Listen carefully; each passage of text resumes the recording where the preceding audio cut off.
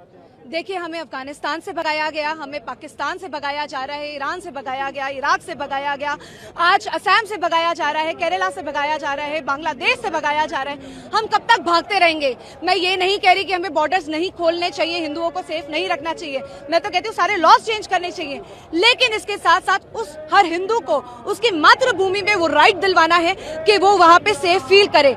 जब शेख हसीना जी ने हमारे माइनॉरिटीज और हमारे इंडिजिनस राइट के लिए आवाज उठाई थी तो उनको वहां से सत्ता से हटा दिया गया था।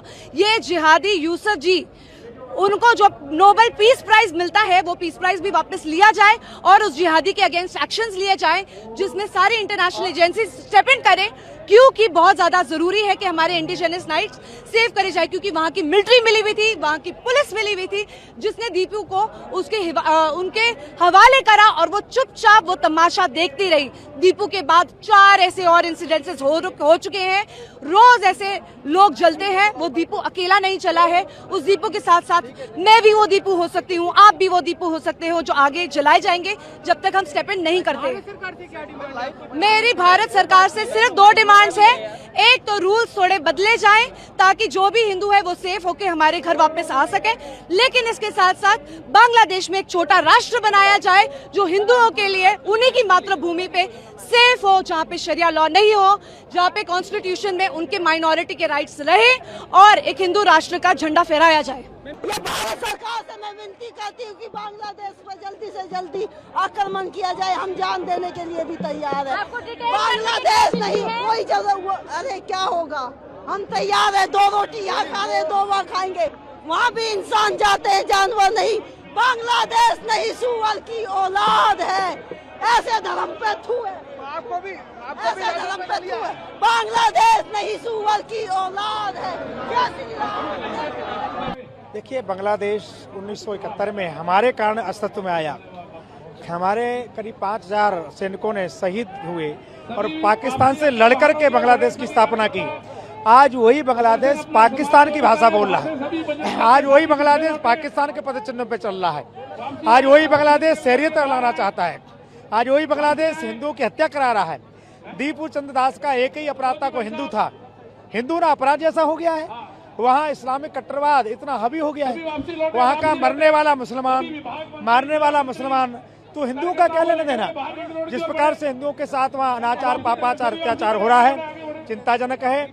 भारत सरकार को थोड़ा कड़ा संदेश देना होगा कि बांग्लादेश में हिंदुओं की सुरक्षा नहीं हुई तो भारत की सरकार, जिस प्रकार से 1971 में हमने पाकिस्तान से लड़कर के बांग्लादेश बनाया था। हिंदू बचाओ, देश बचाओ, सनातन बचाओ। बांग्लादेश में मारा जा रहा है हिंदुओं को, कपड़े उतार के उनकी पहचान करी जा रही है। हिंदू बचाओ, देश बचाओ। मोदी जी, हमारी बहन बेटियों को नंगन करके उनका चीरहरण किया जा रहा है। देखिए, हर साल प्रोटेस्ट हो रहे हैं, लेकिन कि कुछ भी जो है मोदी सरकार की तरफ से नहीं हो रहा है। क्यों उम्मीद आपकी मोदी सरकार से और ज्यादा बढ़ रही है? मोदी जी सनातनी हैं, वो हर देश का, हर पूरी दुनिया में सनातन का नेतृत्व कर रहे हैं, पर यहाँ पे जो बांग्लादेश में हिंदुओं को पहचान करके कपड़े उतार के उनको मारा जा रहा है, हम उसका विरोध करते हैं। मोदी जी से प्रार्थना करते हैं, मोदी जी, देश आगे बढ़ रहा है, हिंदू बचाओ। दिल्ली के सभी संत और समस्त हिंदू समाज यहाँ आज उपस्थित हुआ है।